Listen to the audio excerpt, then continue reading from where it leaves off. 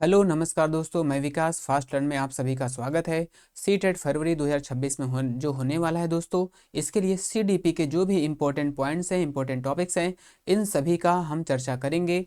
आज की जो हमारी क्लास है वो हार्वर्ड गार्डेनर के बहुबुद्धि सिद्धांत से संबंधित होने वाली है। इसके पहले हमने जीन पियाजे को पढ़ लिया है दोस्तों। इसी तरह जो भी महत्वपूर्ण थिंकर्स हैं, महत्वपूर्ण टॉपिक्स हैं, उन सभी की चर्चा हम अपने क्लास में करेंगे। तो आज हम पढ़ने वाले हैं हार्वर्ड गार्डेनर का बहुबुद्धि सिद्धांत, जिसे थ्योरी ऑफ मल्टीपल इंटेलिजेंस के नाम से भी जानते हैं। यहाँ पर हार्वर्ड गार्डेनर के अनुसार बुद्धि को 9 प्रकार बताया गया है। ठीक है, कहीं कहीं दोस्तों आपको 7 प्रकार में, कहीं 8 प्रकार, कहीं 10 प्रकार के भी देखने को मिलते हैं। ठीक है दोस्तों, तो यहाँ पर हार्वर्ड 9 प्रकार बताया गया है दोस्तों। लेकिन अगर हमको विकल्प में, ऑप्शन में, एग्जाम में आता है तो एनसीईआरटी के अनुसार वहाँ पर कितने क्या है दोस्तों, एनसीईआरटी के अनुसार जो 8 प्रकार बताए गए हैं तो हम वहाँ पर 8 प्रकार ही सेलेक्ट करेंगे। ठीक है दोस्तों, तो शुरू करते हैं हम हार्वर्ड गार्डेनर के बहुबुद्धि सिद्धांत को, जिसमें सबसे पहला इनका जो बुद्धि है दोस्तों वो है भाषाई बुद्धि। सबसे पहले हम कुछ इनकी बात कर लेते हैं कि जैसे कुछ वैज्ञानिक ऐसे हैं जिन्होंने बुद्धि को केवल एक इकाई यानी एक प्रकार माना है, लेकिन हार्वर्ड गार्डेनर का मानना था कि बुद्धि केवल एक इकाई से मिलकर नहीं बनी दोस्तों। इन्होंने माना है कि बुद्धि क्या है, बुद्धि एक इकाई नहीं बल्कि अनेक इकाई। बुद्धि क्या है दोस्तों, बुद्धि अनेक इकाई से मिलकर बनी है, यानी बुद्धि में कई प्रकार हो सकते हैं। जैसे बीने, जो बीने हैं दोस्तों, ये मानते हैं कि बुद्धि एक इकाई है। कोई बुद्धि को 3 प्रकार, कोई जैसे त्रितंत्री सिद्धांत है दोस्तों, और भी बहुत सारे बुद्धि के सिद्धांत हैं, लेकिन हमको यहाँ पर गार्डेनर के सिद्धांत की बात करने हैं। तो अन्य वैज्ञानिकों के अलावा गार्डेनर ने जो बहुबुद्धि का सिद्धांत दिया है, इसमें बुद्धि के इन्होंने अनेक प्रकार बताए हैं और इसमें बताया कि बुद्धि की अनेक क्षमताएं होती हैं। इनका मानना है कि अगर अलग अलग जो क्षमताएं दी हैं दोस्तों, अगर अलग अलग इनको वातावरण, अनुकूल वातावरण अगर दिया जाए तो बुद्धि, सारे बुद्धि क्या है, एक बच्चे में डेवलप हो सकती हैं, लेकिन उनका वातावरण उनके अनुकूल होना चाहिए। तो शुरू करते हैं हम अपने हार्वर्ड गार्डनर की जो बुद्धि है दोस्तों। सबसे पहला इनमें है जो है वो है भाषाई बुद्धि। भाषाई बुद्धि जिसे हम लिंग्विस्टिक इंटेलिजेंस के नाम से जानते हैं। तो इसमें क्या होता है दोस्तों, ऐसे व्यक्ति भाषा के प्रयोग में निपुण होते हैं, यानी ऐसे व्यक्ति जो होते हैं वो भाषा को पूरी तरह से जानते हैं, मतलब भाषा पे उनकी अच्छी पकड़ होती है।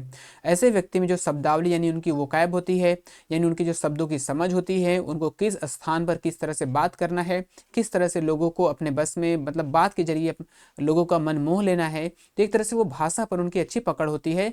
तो इसको हार्वर्ड गार्डेनर क्या है, उसे भाषाई बुद्धि या फिर इसको लैंग्विस्टिक इंटेलिजेंस कहते हैं। यहाँ पर किसके ठीक है दोस्तों, कौन, जैसे कवि हैं, कवि क्या है, शब्दों के माध्यम से यानी भाषा के माध्यम से एक अच्छी कविता की रचना करते हैं। जो राजनेता है दोस्तों, राजनेता अपने भाषण, जब भाषण देते हैं तो उनके भाषा पर इतनी पकड़ होती है, भाषा इतनी प्रभावी होती है कि लोग एकदम मोहित हो जाते हैं। जो संत हैं यानी संतों की जो वाणी है वो भी भाषा में काफ़ी अच्छी होती है, यानी कि भाषा पर भी उनकी पकड़ होती है, ताकि लोग उनकी बातों को सुनकर एकदम मंत्रमुग्ध हो जाते हैं। तो पहली जो बुद्धि है वो है भाषाई बुद्धि। इनमें व्यक्ति पर भाषा की जो पकड़ होती है बहुत ही अच्छी होती है। दूसरा जो है दोस्तों वो है तार्किक गणितीय बुद्धि, जिसे हम लॉजिकल मैथमेटिकल इंटेलिजेंस कहते हैं। यानी यहाँ पर लॉजिक की बात करेंगे और मैथमेटिक्स यानी गणित की बात करेंगे। यानी कि गणितीय बुद्धि जो होती है यानी लॉजिकल बुद्धि होती है, इसमें तर्क की बात की है, यानी ऐसे व्यक्ति, वह व्यक्ति जो तर्क क्षमता को सबसे ज़्यादा वरीयता देता है, यानी वो हर काम में, हर एक पहलू में तर्क जरूर करता है कि कोई भी अगर टॉपिक है, कोई भी बात है, तो उसमें तर्क करता है, क्योंकि उसमें तर्क करने की क्षमता अच्छी होती है, अधिक होती है। ऐसे व्यक्ति में तर्क करने की क्षमता, गणितीय समस्याओं को हल करने की क्षमता उच्च होती है। ठीक है दोस्तों, तो ये तर्क करने में बहुत माहिर होते हैं, यानी उनकी तार्किक बुद्धि क्या थी, डेवलप होती है, वो किसी भी टॉपिक पर बहुत तरह से तर्क कर सकते हैं। तो इनमें तर्क करने की क्षमता होती है। गणितीय समस्याओं, अगर जैसे अगर ऐसे व्यक्ति में अगर तर्क करने की क्षमता नहीं है तो एक समस्या को वो अन्य प्रकार से नहीं कर सकता, और वो तर्क के माध्यम से एक समस्याओं को अन्य प्रकार से हल कर सकता है। तो इनमें तर्क करने की जो क्षमता होती है, जो गणितीय समस्याओं को हल करने की क्षमता होती है, ये काफ़ी उच्च होती है, यानी उनकी क्षमता जो है उच्च होती है। वो कौन कौन से व्यक्ति हैं, जैसे वकील हैं, वकील को आप देखेंगे ये तर्क बहुत करते हैं, अपने तर्क के बल पर ही अपने किसी केस को जीत पाते हैं। गणितज्ञ हैं, गणितज्ञ क्या है दोस्तों, अगर एक समस्या है तो एक समस्या को कितने प्रकार से हल कर सकते हैं, ये जो गणितज्ञ होते हैं, जो वैज्ञानिक होते हैं, वैज्ञानिक भी समस्याओं का हल ढूंढने के लिए अनेक प्रकार से तर्क करते हैं। ठीक है दोस्तों, तो जो लॉजिकल मैथमेटिकल इंटेलिजेंस है, यहाँ पर सबसे मुख्य जो बात की गई है वो तर्क की यानी लॉजिक की बात की गई है। तो वकील, गणितज्ञ, वैज्ञानिक ऐसे व्यक्ति होते हैं जिनमें तर्क करने की क्षमता काफ़ी अच्छी होती है। यहाँ पर जो अगला हमारा बुद्धि है वो है स्थानिक बुद्धि, जिसे स्पेशियल इंटेलिजेंस के नाम से जानते हैं। ऐसा व्यक्ति जिसमें स्थान यानी स्पेस की बात कर रहे हैं, स्थान में यानी कि स्पेस जगह की बात कर रहे हैं, वह क्रम यानी क्रम, जैसे उनके स्थान है यानी स्थान में क्या है, स्थान में क्रम को वो अच्छे से लगा सकते हैं, किसी चीज़ को सजा सकते हैं, बना सकते हैं, क्रम को समझने की क्षमता होती है, यानी स्थान और क्रम को समझने की इनमें जो क्षमता होती है वो अच्छी होती है। वह व्यक्ति जो स्थान का प्रयोग अच्छे से कर पाता है, यानी अगर कोई स्थान है तो आप उस स्थान को किसी और प्रकार से कर सकते हैं, लेकिन अगर किसी में स्थानिक बुद्धि है तो वो सेम स्थान को, सेम प्लेस को कोई व्यक्ति और भी अच्छे से उसका सदुपयोग कर सकता है। तो ऐसे व्यक्ति में जो स्थानिक बुद्धि है, स्पेशल इंटेलिजेंस है, वो काफ़ी डेवलप होता है। जैसे आर्किटेक्ट है दोस्तों, आर्किटेक्ट यानी जब घर का मैप बनाते हैं तो आप जिस प्रकार से अगर मैप बनाएंगे, जो एक आर्किटेक्ट मैप बनाएगा, तो उनमें बहुत फ़र्क होगा। वो छोटे से छोटे जगह का भी क्या कर सकता है, सदुपयोग कर सकता है, लेकिन एक सामान्य आदमी ऐसा नहीं कर सकता, क्योंकि आर्किटेक्ट में क्या होती है, स्थानिक बुद्धि काफ़ी डेवलप होती है। चित्रकार जो होता है दोस्तों, चित्रकार भी क्या है, जब चित्र बनाता है तो वो छोटे से जगह पर अच्छे से अच्छे चित्र को उकेर कर सकता है। कार्टूनिस्ट भी क्या है, कार्टूनिस्ट को भी स्थान के बारे में, यानी जैसे क्रम की बात करें तो किस स्थान पर कौन सा कार्टून कैसे बनाना है, ये सब कब अच्छे से हो सकता है, जब व्यक्ति में स्थानिक बुद्धि क्या है, अच्छे से डेवलप हो जाती है या फिर हुई रहती है, वही इसका प्रयोग कर सकता है। तो आर्किटेक्ट हैं, चित्रकार हैं, कार्टूनिस्ट हैं, और फिर ऐसे बहुत सारे एग्जाम्पल आपको मिलेंगे, जिसे आप सामान्य रूप से सोच सकते हैं कि ऐसा कौन सा व्यक्ति है जो इसमें निपुण हो सकता है, तो ये स्थानिक बुद्धि में वो उसको हम शामिल कर लेंगे। तो ऐसे और भी एग्जाम्पल आप देख सकते हैं। अगला जो बुद्धि है वो है शारीरिक गतिक बुद्धि। ठीक है दोस्तों, ये क्या है, शारीरिक गति बुद्धि, जिसे हम बॉडी काइनेस्थेटिक इंटेलिजेंस कहते हैं। इसमें क्या होता है देखते हैं।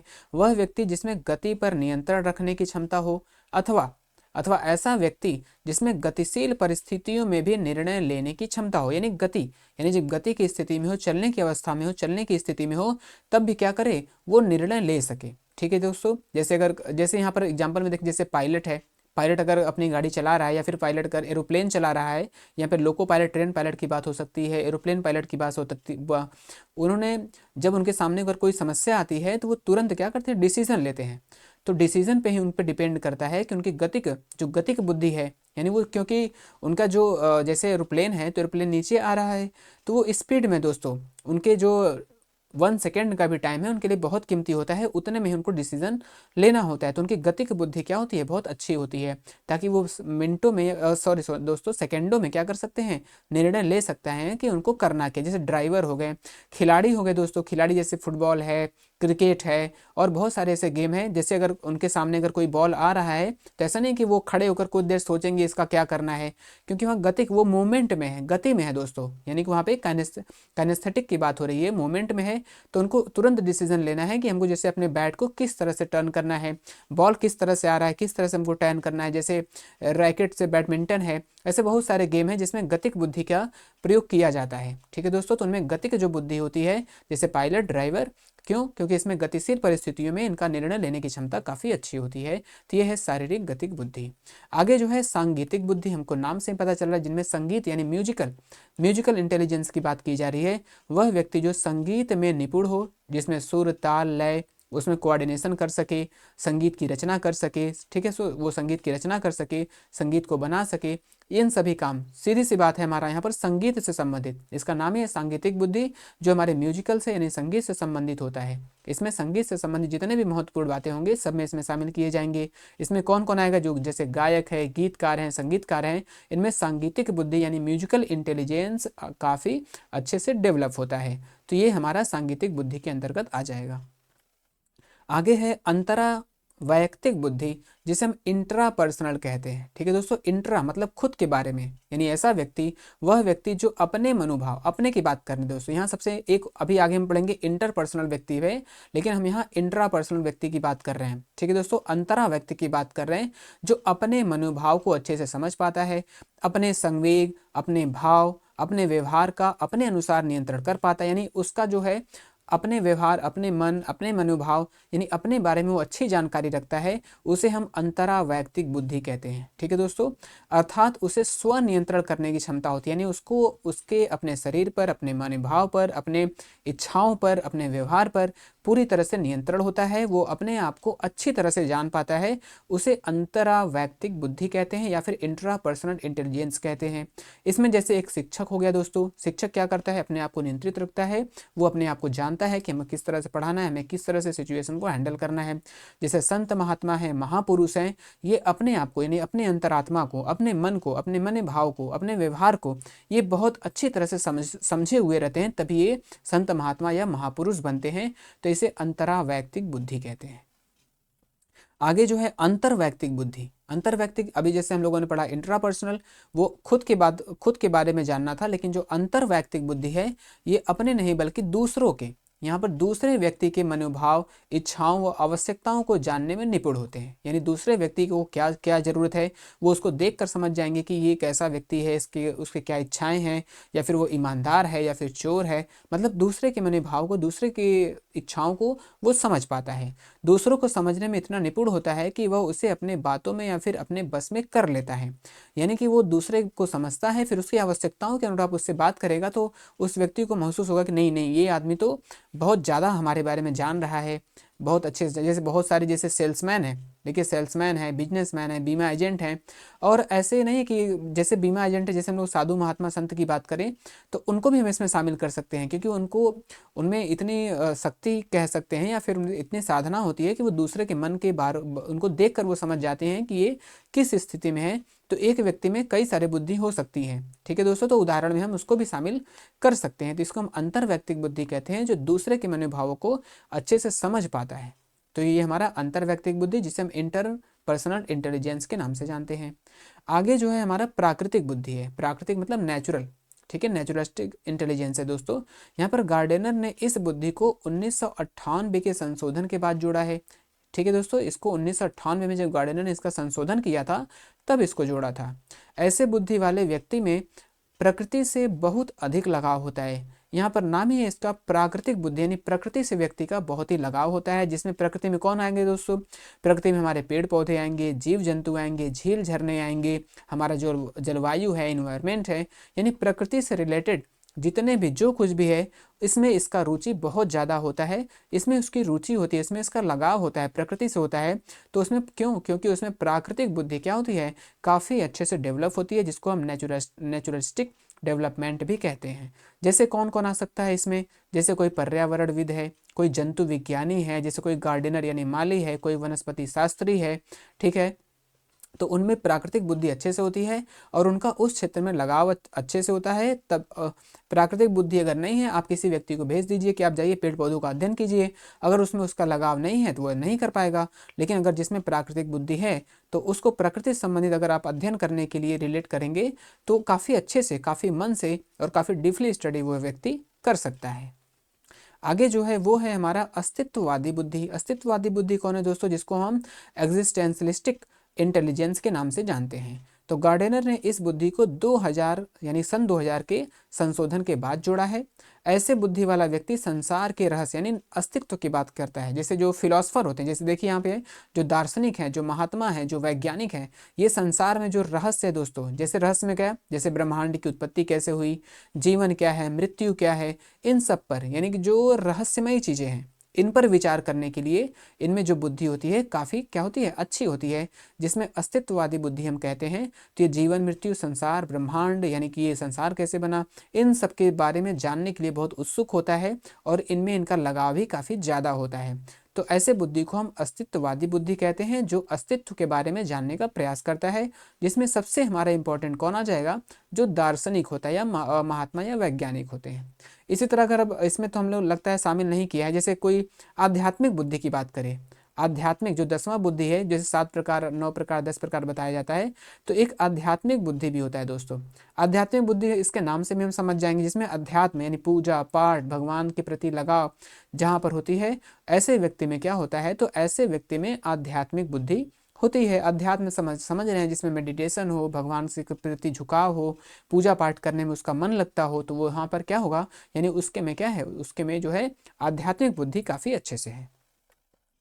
हार्वर्ड गार्डनर बहुबुद्धि सिद्धांत सुझाता है कि दोस्तों, यानी कि बताता है। हार्वर्ड गार्डनर बहुबुद्धि ये सुझाता है यानी बताता है, यहाँ रहना चाहिए, या फिर कुछ बारे में क्या बताते हैं हमको, तो हर बच्चे को प्रत्येक विषय 8, ओहो, अच्छा, 1 मिनट दोस्तों, हमको लगता है कि अच्छा यहाँ पर मेरा स्लाइड दोस्तों आगे पीछे हो गया है, तो कोई बात नहीं, हम इसको यहाँ पर कर लेते हैं।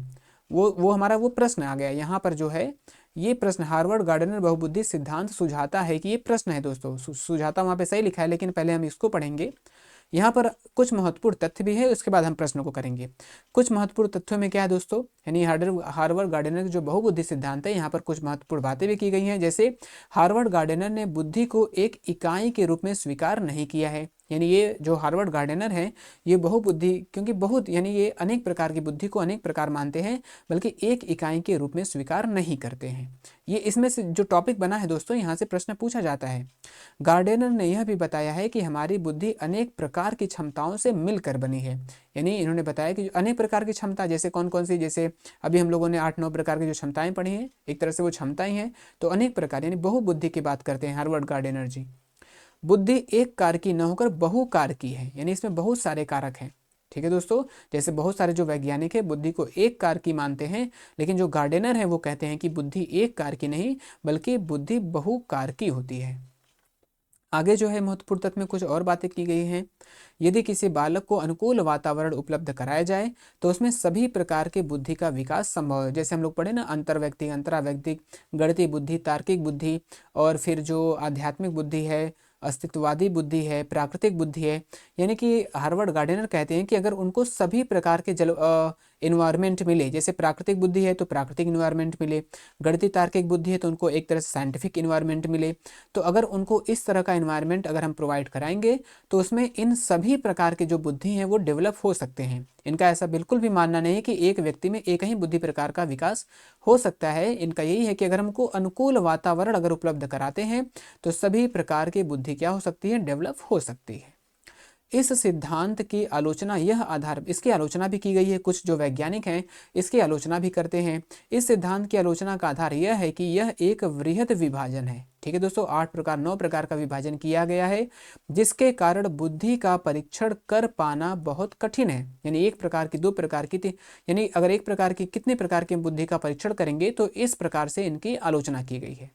बुद्धि कई प्रकार की होती है, अर्थात अधिगम भी कई प्रकार से हो सकती है। इनका मानना है कि बहुबुद्धि है यानी बहुत प्रकार से है, जब बुद्धि कई प्रकार से है तो अधिगम यानी लर्निंग भी बच्चा या बालक अनेक प्रकार से कर सकता है। ठीक है दोस्तों, तो ये हमारे हार्वर्ड गार्डनर से संबंधित जो महत्वपूर्ण सिद्धांत से संबंधित जो इंपॉर्टेंट पॉइंट्स हैं, इसके बारे में हमने चर्चा कर लिया। आगे हम देखते हैं जो प्रश्न है, यहाँ से हमने कुछ 2-3 प्रश्नों को भी शामिल किया है, और भी हम प्रश्न जब हम इसका प्रैक्टिस सेट तैयार करेंगे तो इसमें सारे प्रश्नों को हम शामिल करेंगे। तो इसके बाद जो भी इंपॉर्टेंट पॉइंट है, इसको पढ़ने के बाद हम क्या करेंगे दोस्तों, कुछ प्रैक्टिस सेट भी हम तैयार करेंगे। तो यहाँ पर जो हमारा है पहला प्रश्न है, हार्वर्ड गार्डन, ये प्रीवियस ईयर क्वेश्चन में पूछे गए प्रश्न है दोस्तों। तो हार्वर्ड गार्डनर बहुबुद्धि सिद्धांत सुझाता है कि, क्या सुझाता है, हर बच्चे को प्रत्येक विषय 8 भिन्न तरीकों से पढ़ाया जाना चाहिए। हार्वर्ड गार्डनर ने ऐसा बिल्कुल भी नहीं कहा है कि एक बच्चे को 8 प्रकार से सारे विषय को पढ़ाया जाए। बुद्धि को केवल बुद्धि लब्धि परीक्षा से ही निर्धारित किया जा सकता है, ये भी हार्वर्ड गार्डनर ने ही कहा है कि बुद्धि केवल बुद्धि लब्धि से ही निर्धारित की जा सकती है, ऐसा कुछ भी नहीं कहा गया है।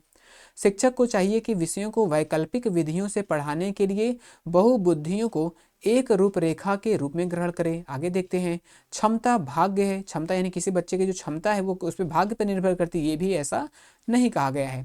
तो गार्डनर जी कहते हैं कि शिक्षक को चाहिए कि विषयों को वैकल्पिक विधि से पढ़ाने के लिए बहुबुद्धि को एक रूपरेखा से ग्रहण करे, यानी कि अनेक प्रकार से शिक्षक क्या करे, बच्चों को सिखाए और बहुबुद्धि का प्रयोग करे। ऐसा नहीं कि एक बुद्धि है बच्चे में एक ही प्रकार का डेवलप करे, यानी बुद्धि में बच्चों में अलग अलग प्रकार की बुद्धि है तो उनको अलग अलग प्रकार से उनको सिखाने का प्रयास करे। तो यहाँ पर हार्वर्ड गार्डनर जी के अनुसार ये सही होगा।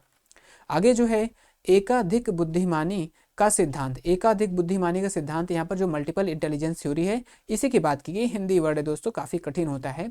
तो जो मल्टीपल इंटेलिजेंस थ्योरी है यानी जो बहुबुद्धि सिद्धांत है, ये क्या कहता है, बुद्धि तेजी से बढ़ाई जा सकती है, बुद्धि कई प्रकार की होती है, पेंसिल पेपर परीक्षण सहायक नहीं है, प्रभावी अध्यापन के द्वारा बुद्धि बढ़ाई जा सकती है। तो हमको यहाँ पर बहुबुद्धि सिद्धांत की बात करें तो बहुबुद्धि सिद्धांत में कहा गया है कि बुद्धि कई प्रकार की होती है, तो ये विकल्प हमारा यहाँ पर सही हो जाएगा।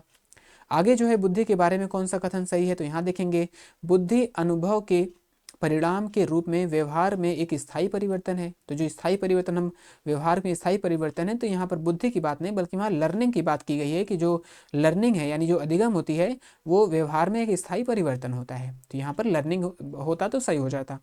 बुद्धि एक अनुवांशिक विशेषक है, यानी बुद्धि हमको अनुवांशिक यानी हेरिडेटरी ही मिलती है, जिसमें मानसिक गतिविधियां होना चाहिए, थोड़ा टाइपिंग एरर, गतिविधियां जैसे स्मरण एवं तर्क शामिल है। तो बुद्धि अनुवांशिक ही होती है, केवल अनुवांशिक होती है, लेकिन अनुवांशिक के साथ साथ ये हमारे वातावरण पे भी निर्भर करता है। तो यहाँ पे केवल अनुवांशिक की बात करी गई है, तो ये भी हमारा विकल्प गलत हो जाएगा। बुद्धि बहुआयामी है, जिसमें बुद्धि परीक्षण के द्वारा पूर्ण रूप में परिमेय न की जाने वाली कई योग्यताएं शामिल हैं। बुद्धि अभिसारी नहीं, बुद्धि अपसारी चिंतन करता है। तो यहाँ पर ये हमारा विकल्प सही है कि बुद्धि बहुआयामी है, यानी बहुत सारे आयाम है, बहुत सारे इसमें फैक्टर हैं, और इनका क्या है, पूर्ण रूप से परिमेय न की जाने वाली कई योग्यताएं शामिल हैं। तो बुद्धि क्या है, बहुआयामी है और इसमें कई योग्यताएं शामिल हैं। तो गार्डनर के हिसाब से ये भी सही हो जाएगा। तो अभी जब हम प्रैक्टिस सेट तैयार करेंगे तो और भी प्रश्नों को शामिल करेंगे। हमने बस यहाँ पर 2-3 प्रश्नों को शामिल किया है, कुछ थोड़ा समझने के लिए।